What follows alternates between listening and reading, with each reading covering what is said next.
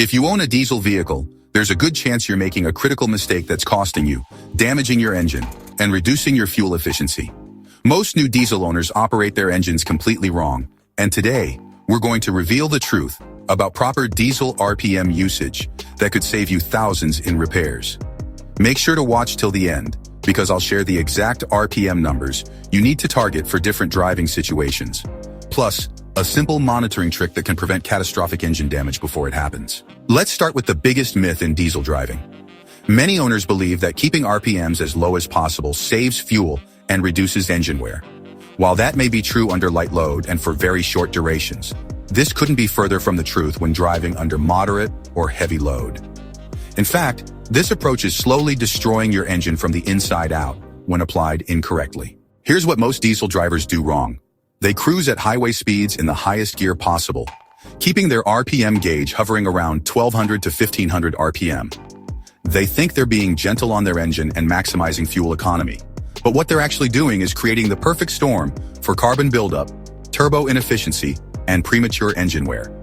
This is especially true if the engine is under load while operating at those low RPMs. Alright, so to really get why this is all wrong, we need to dive into how diesel engines actually work. Unlike those gasoline engines, diesel engines rely on something called compression ignition.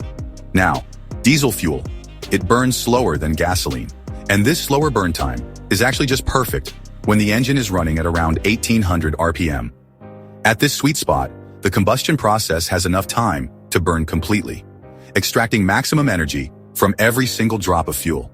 But, this ideal RPM range can vary a bit between different engine designs. So, when you operate below this optimal range, especially when you're under load, you're not giving the diesel enough time or the right conditions to burn completely. This leads to incomplete combustion, and that, my friends, creates carbon deposits throughout your engine. Now, when you consistently run your diesel at low RPMs, especially under load, you're setting the stage for carbon buildup on critical engine components. This black sooty material, it accumulates on your pistons, cylinder walls, intake valves, and fuel injectors.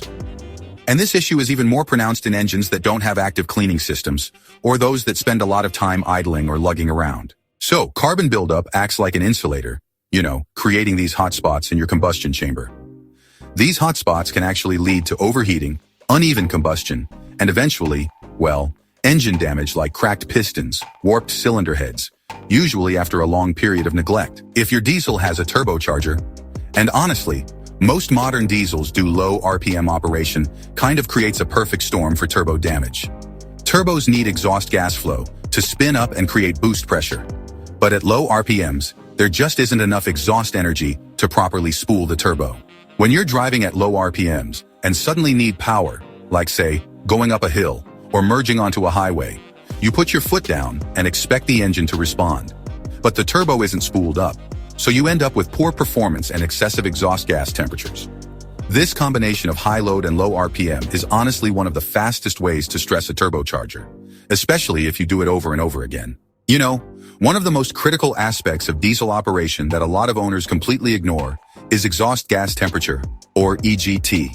When you operate at low RPMs under load, your EGT just skyrockets.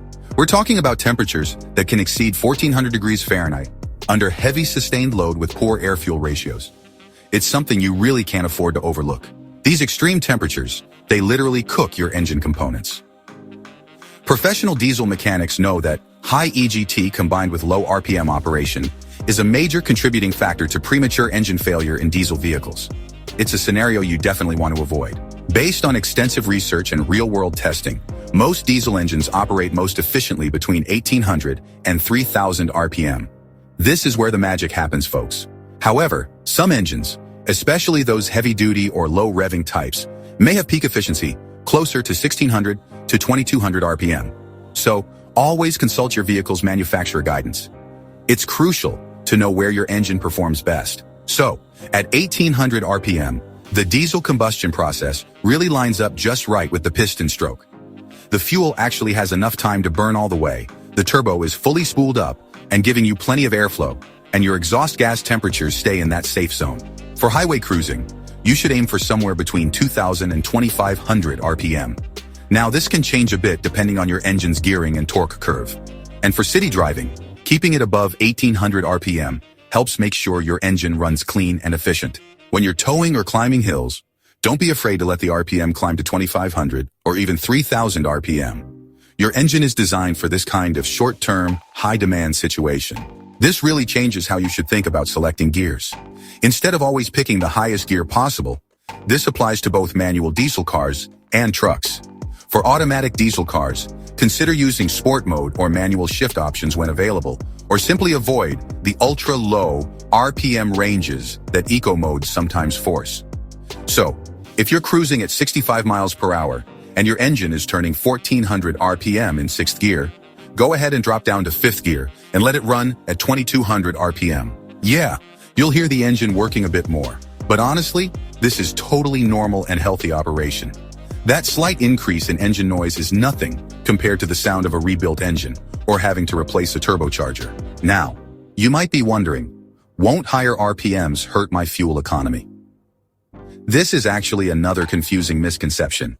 While it's true that running at higher RPMs uses more fuel per minute, operating in the optimal range actually improves your overall fuel efficiency.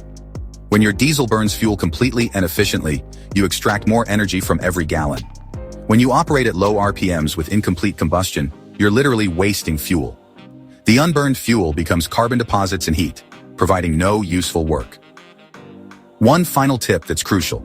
When you first start your diesel, especially in cold weather, let it idle for 30 to 60 seconds, then drive gently for the first few minutes. Don't jump straight to optimal RPMs with a cold engine.